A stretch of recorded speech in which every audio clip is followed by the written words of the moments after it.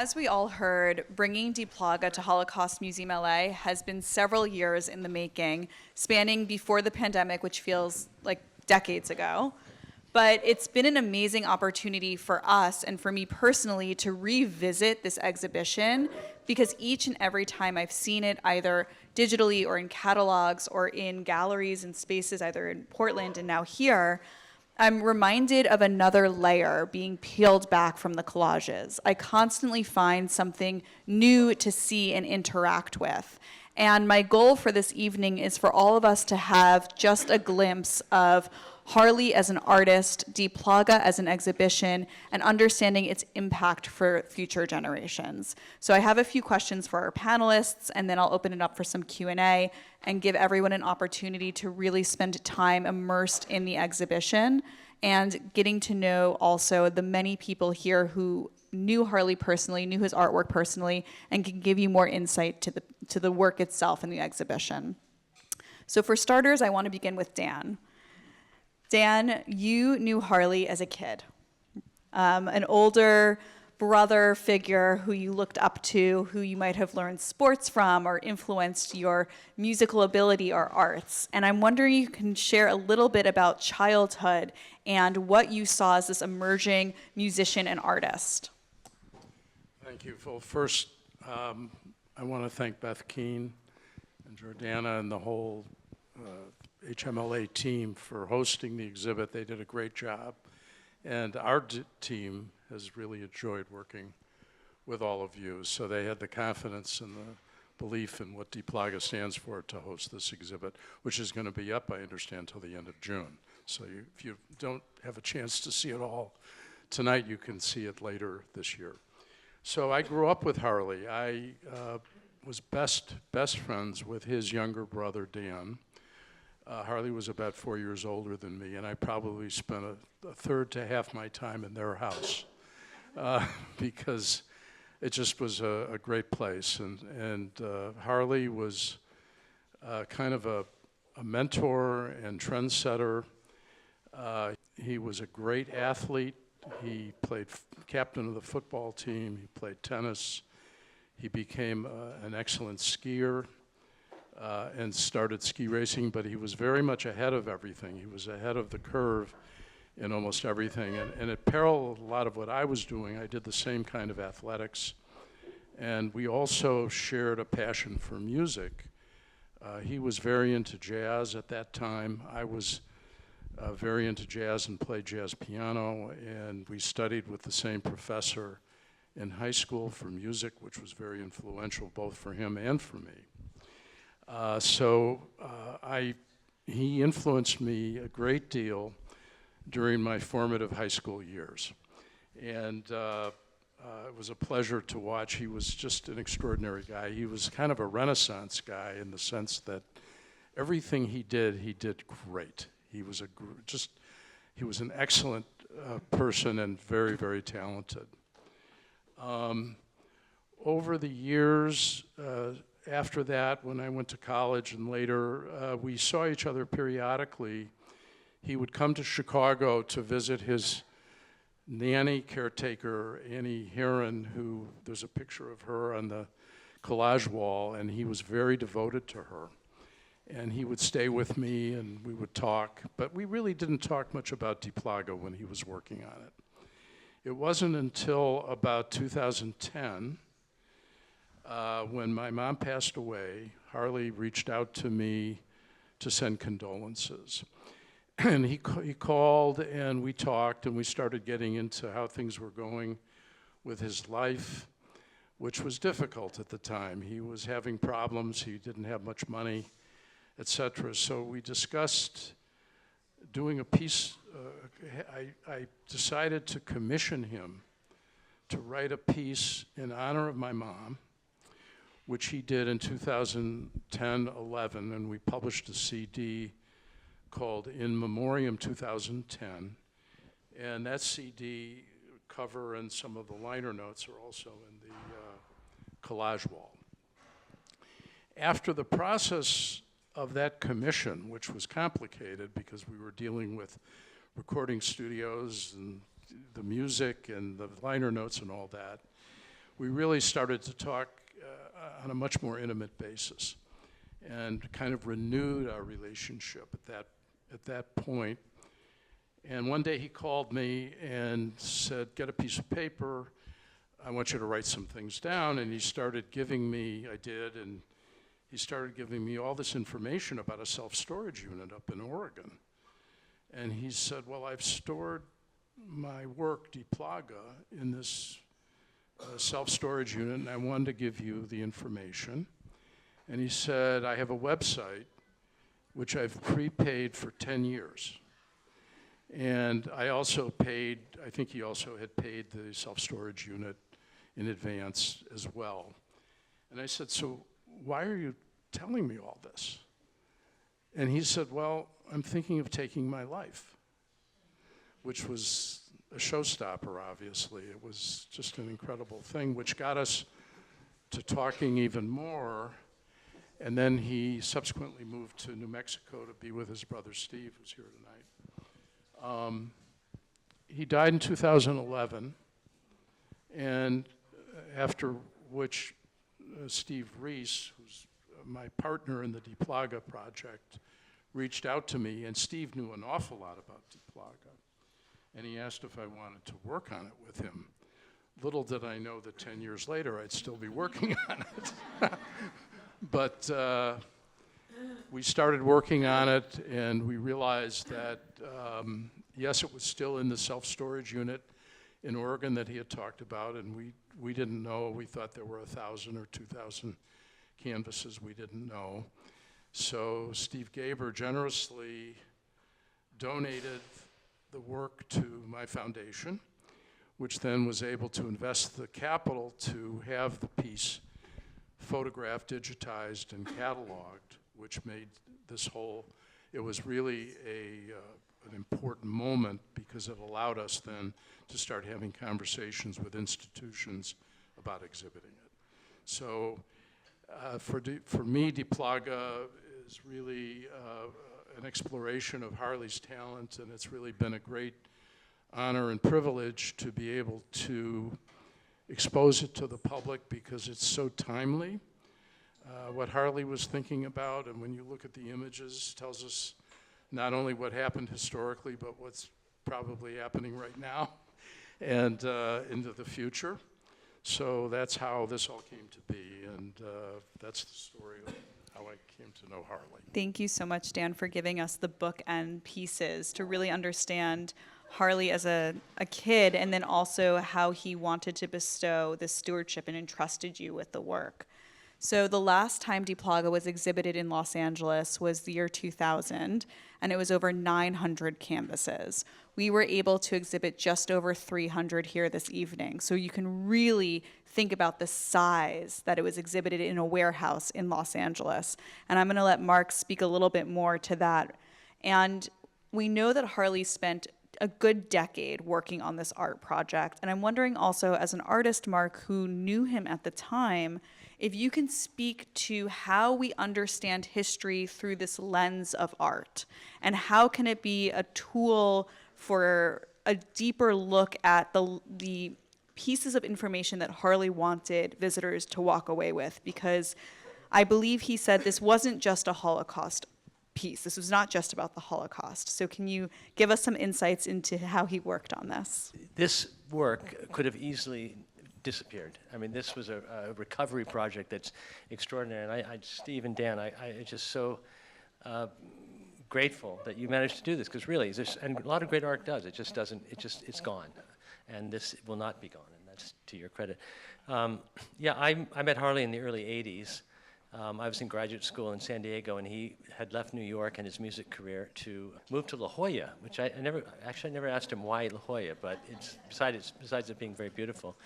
And in 2001 or 2000, we together mounted the show with Christina's help. There's Christina. In downtown LA.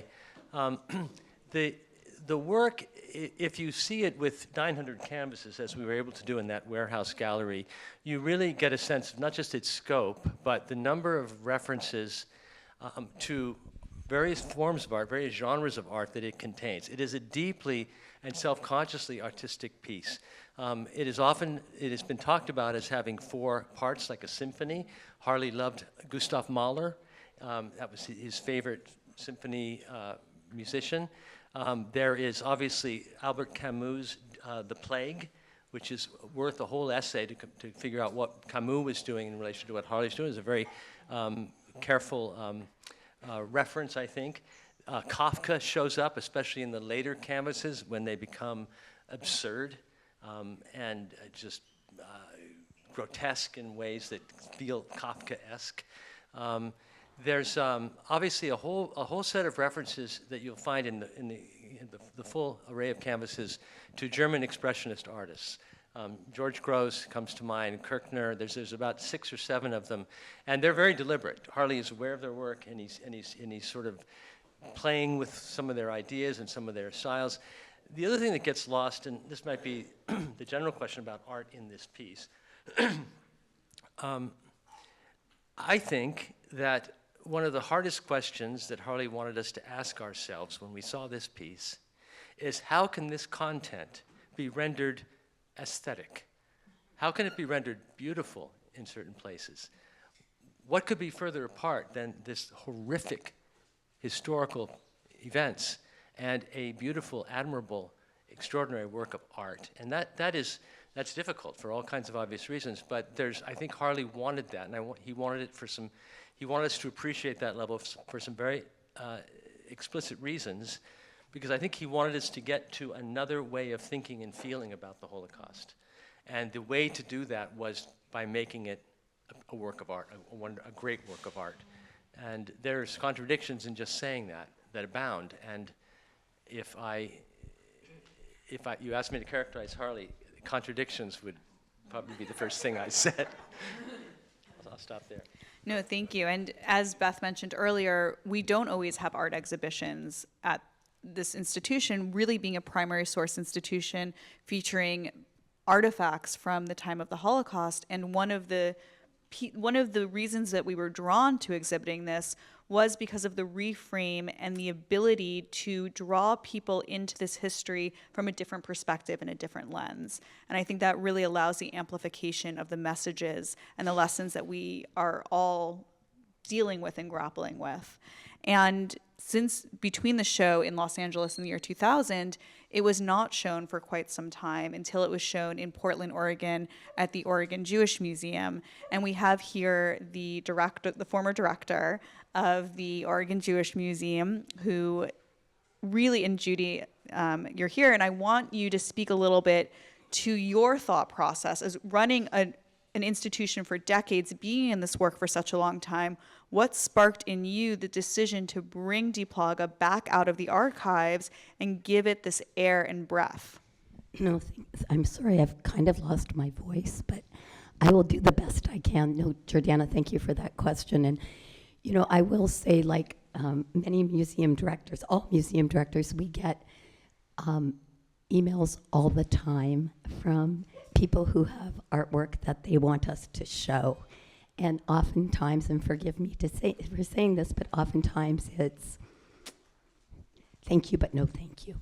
When I got the email from Dan and I started looking at the work, I was very, very, very intrigued.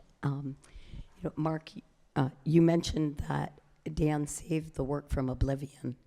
And I think that is a little bit what drove me, because of course here you have an artwork that was created based on testimony and historical archival material from archives in Germany. He went on repeatedly to Germany in the 90s to collect materials, photographs, and documents from archives to do this collaging. So you've got the testimony right there. We do show art. The museum did show art, so it seemed like a perfect opportunity to kind of weld together the mission of my museum, which was to keep the memory of the Holocaust alive and, of course, educate, but also show the medium of art as a vehicle in which we can do this. Thank you, Judy. And I know when you made this decision, you brought on Melissa as a guest curator. to look through these hundreds of canvases and figure out which ones were the stories that needed to be told. And I'm wondering, Melissa, if you can speak to that curation process. What did you want audiences to leave with? And perhaps also what is still in that space, that void between what you weren't able to include? Sure. For those of you who maybe will dive in digitally, there are more than 4,200 of these canvases. And I think Harley created some of them to live alongside each other. So largely what you see on display are canvases that come together as murals that are telling different stories. So I think one of the first things we looked at as a team was to say, what were some of the stories and the clues that Harley already put together for us? And when we were looking at that, it was really interesting that if I'm thinking about Harley Gaber and the span of his life, he was born in the 1940s, and he lived up until just past the turn of this century. So it overlaps generations that many of us are familiar with. Certainly the generations in which the voices of survivors and witnesses to World War II and the Holocaust started narrating their own stories. The perspectives of second and third generation descendants from Holocaust survivors. But what does it mean to not be in one of those categories and still be so compelled by that content that you're looking at it through a different lens, and in Harley's case, largely through an artistic lens, also a personal lens. And we're about to enter a world in which there won't be Holocaust survivors to tell the stories firsthand. And I think we're about to inherit that world and that responsibility. And in a way, Harley was doing that a few decades earlier. I think one of the words that I heard Mark end up on was the word contradictions. And when I look at the work, I see a lot of contradictions that aren't there by coincidence. One thing that Steve Reese has pointed out many times to me is Harley was very playful and very clever, and he's trying to have an argument with us. And the works are intentionally creating juxtapositions to put us into a frame of mind that in my case, because I started looking at this material during the COVID-19 pandemic, is what does it mean to live in a world of multiple plagues and challenges? What does it mean to be individuals swept into the course of history? And do we actually have enough agency to stand up to the waves that are coming in our direction? In some of Harley's quotes that you'll see in the exhibit, perhaps he argues that we might not have enough agency, that some of those forces are going to sweep us into events that we don't see coming. But I think it also opens a window that also is begging the question, and I think that is part of the playfulness of what Harley intended. So that was part of the original interest I had in why does this work feel so relevant, and what can we learn about those questions that he's putting forward to us. Judy, as the host of this exhibition and watching visitors interact with it over so many months, is there something that Melissa said that you want to respond to? Yeah, sorry about my voice, and I actually made some notes because I knew I'm not feeling well. I think first of all, I should say we opened this exhibit in 2022. So you have to understand, opening an exhibit called Die Plage, it was a hard sell, actually. It was a hard sell, but I think we were able to help visitors understand that what Harley is doing, the plagues that he is referring to, are contemporary, right? So we were able to help particularly school kids, but also our adult visitors to understand that the themes that he was picking up on are the themes that we're dealing with today. And of course, here we are in 2025 dealing with a different set of plagues, right? So no matter where we are in history, I think there's always going to be relevance for Harley's work. I can keep going. Thank you. And so now we've just heard a little bit about this rebirth of the art pieces being opened to the public. And I want to go back in time a bit with you, Mark. What was Harley's hope that visitors to the exhibition would receive? What was his intention? That a lot. He talked about it a lot. A lot of artists aren't terribly concerned. They put something out there, something they believe in. What happens to it, how you respond to it, could happen anyway, and that's usually how it happens. Harley was deeply concerned with the experience the viewer would have in front of this piece, going through this piece. That he was posing a challenge to us, absolutely, and even kind of, he was an iconoclast, to be sure. He was iconoclastic about even traditional Jewish takes on the Holocaust. He would, of course, have said it's extremely important never to forget, to remember and stay, all of that. But I think he was more concerned with how you remember. Do you remember it as something objective that happened in history a long time ago? It just kind of sits there, static, horrific as it is, even if there are relatives that went through it. I think he really, in fact, almost demanded that we get inside of it, that we actually see it from those who participated, both the Jews and the Nazis. And it was I don't mean in equal terms at all, but I just mean that he didn't want that distance. He felt sometimes that in the Shoah, I remember when he first heard that sort of bad joke, there's no business, anyway. It's old news around here. Sorry. But he really wanted to get away from that in many ways, or at least to add to it. That's probably a better way of saying it, to add to it a different way of experiencing it now, 60, 70 years later. A thread that you just said that I want to pick up on and deeply resonated with me is this idea of him putting himself into it and asking us to put ourselves into it. Because one of the pieces that we've exhibited here at Holocaust Museum LA, which was not exhibited in Portland, has Harley's death mask in it. And this is him placing himself in the art. And my interpretation, or what I walked away with, was that it is a reminder that this isn't objective. This isn't something far away in a different place. We are in it. He is in it, and is inviting us to think about how we are inside of it as well. And so I'm so glad that you mentioned that interplay of not looking at the past as the past, but looking at the past as the present and our role in it. And Dan, we've heard from so many people this evening about how you truly were a steward of this collection and entrusted to care for it in a way that it would see exhibition spaces, it would be available digitally, that its messages would continue to live on. And I'm wondering if you can share a little bit about what the next steps are for Die Plage, in addition to it being, of course, on exhibition here, but what beyond are you taking as an undertaking to really amplify Harley's message? Well, there are three main next steps after the exhibit.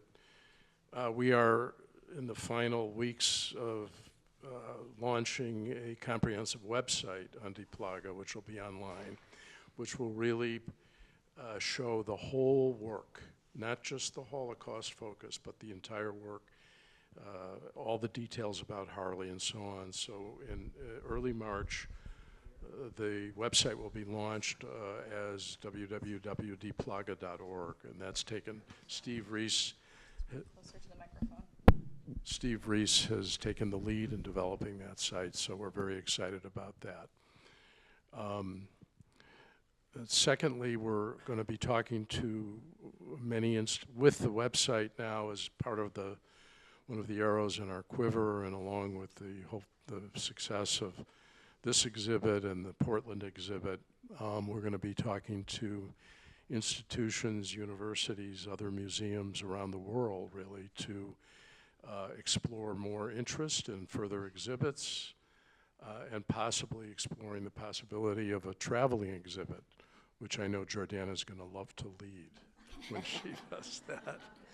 And thirdly, we're in early exploration of one of my goals would be to get a type of documentary done on PBS or MSNBC Canvas I can't think of a more interesting documentary than Die Plage. We have videos, thanks to Christina's work. Christina was Harley's life partner for many years when he was making Die Plage and creating it.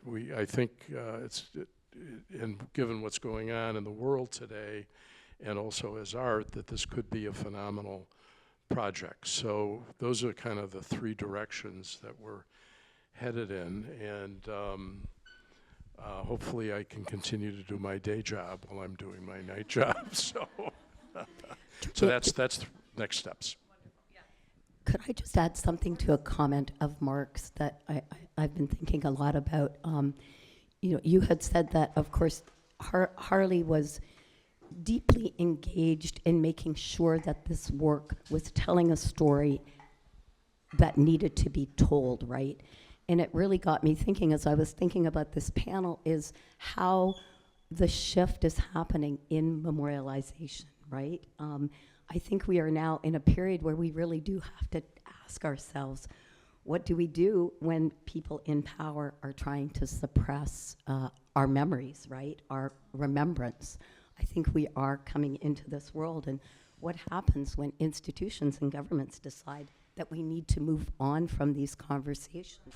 So sorry, I'm not going to get political. I'm not going to get political here, but you know, on the day after International Holocaust Remembrance Day, which took place on January 28th, the federal government, it was I wrote it down, let me just look. The Defense Intelligence Agency, and then others picked it up, issued a pause on special emphasis programs and related activities and events.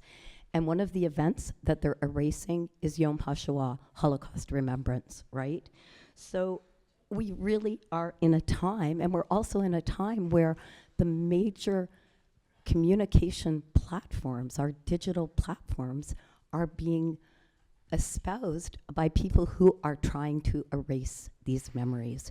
So I think it is incumbent on institutions, and I just applaud HMLA. I applaud you for taking this exhibit now and understanding that art is, as Mark was saying, art is this medium where we can teach.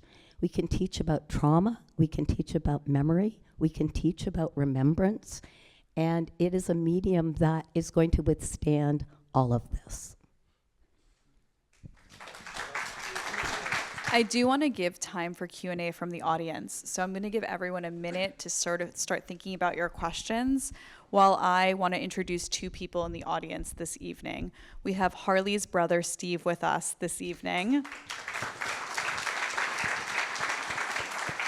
And we also have Erica Fabian, who braved from the west side in the rain, who is a Holocaust survivor and active speaker at the museum, and an artist herself. So I'm sure she'll have a very interesting perspective, which I won't put her on the spot for, but I invite you all to have a conversation with her afterwards. Thank you, Erica, for coming. So I now want to open it up for any questions that we have. I see one in the back. Yes, Sarah. I'm going to, and I'll repeat the question so everyone can hear it. So the question is, what is Harley's relationship attachment? Was he the child of Holocaust survivors? Do you want to take that, Dan? He was not, in the Gaber family, there were no Holocaust survivors that I'm aware of. And it was a very, also extremely Reform Jewish family, as was mine. So it was not a particularly religious, in fact, not so. But I think that maybe Mark, Yeah, it's a really good question because, I mean, he was doing these collages and taking some photos, and it was somewhat, by comparison, banal subjects. And then it just sort of took off. And I think he discovered it on his own. I don't remember him saying this is how I got here. And then it just took off, you know, exponentially as to the work that we now see. But I would love to be able to ask him that.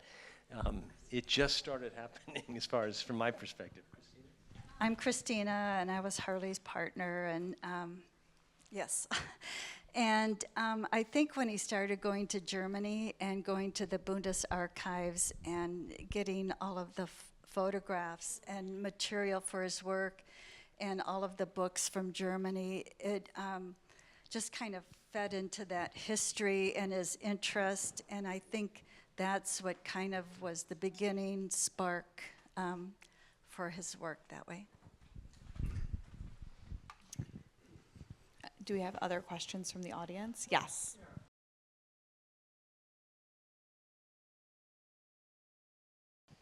Oh, absolutely. In many, many ways, I think there's something sacrosanct about the Holocaust in certain circles, and I think his rebellious, kind of iconoclastic spirit really found a place there, and it really came out. That preceded the work. He was, he used to rail on contemporary art. I mean, he thought it was shallow. He thought it was for a marketplace. I mean, seriously angry, even at the abstract expressionists, de Kooning and Barnett Newman and those guys. He just thought it wasn't deep enough. It wasn't challenging you enough. You were able to sit sort of comfortably in a gallery with your glass of Chardonnay and say, oh, isn't that a wonderful piece of art? And that was so antagonistic to his character in all walks of life. He was always sort of pushing things. He was skeptical of things. He wanted it. He argued with almost everything around him, it seemed like. So that had a chance to flourish in this art with this particular subject matter. I think one of the things we've kind of glossed over, but if I might ask a question, because I think it might help us, to Dan and Mark. Dan, you alluded, but Harley started his career as a composer, and then was a minimalist composer. And I would love one of you to just help us understand this connection between his early career as a composer, and then he gave it up in 1978, right? Is that right, Christina? He just stopped mostly? Okay. All right. But where is the connection? And I know he composed things at the end of his life, but what do you see as the connection between the music and the art? Justice with this one because it's a huge and interesting question. John Cage was one of the people he talked about often. Cage, as many of you I'm sure know, made a lot of music that was not just unconventional and very contrary to the kinds of music that were being made at the time, but was also very arbitrary. Things happened by chance. He staged chance compositions. There's a sense in Cage's work that of disorganization, deliberate chaos, and so on. I think some of those elements actually do show up in Die Plage in interesting ways. But his own music, the early albums that he did, were really sort of, and this is another contradiction in some ways, they were very Buddhist-oriented. I mean, that was a form of spirituality that showed up in that music. And a really challenging question is what happened to we used to talk about this a lot, his belief in Buddhism, or at least his respect for Buddhism and Taoism in this work. And that's a tough one. I could go for an hour on it, but it's an interesting thing to ask about this work because you wouldn't expect to see something like that. Melissa, I see you nodding. Yeah, I think something for me that shows up that's a bit connected is that in a way, even though this might be hard to believe by looking at the work, I think he's doing it without judgment of the characters that appear in the work. And part of what he might be trying to communicate is that we don't necessarily know the role that we're playing until after all the cards are played, right? And I think a lot of us feel the weight of that responsibility now, right? Like, who knows what systems we're perpetuating? And so I think one of the questions it asks that to me points to his interest in Taoism and Buddhism is what will be our role in the collage of humanity, right? And that's something you sit with personally. Yeah, it's also, that's really wonderful, smart. The dissolution of the ego is something that comes out, and especially in the later canvases, if the work is staged in the four parts. The sort of common humanity that comes once that sense of self has broken down, once distinctions between us and the other have dissolved. There's a humanity that knows no boundaries, I think, that comes through in the work, which derives, I think, it shows up in Eastern philosophy as well.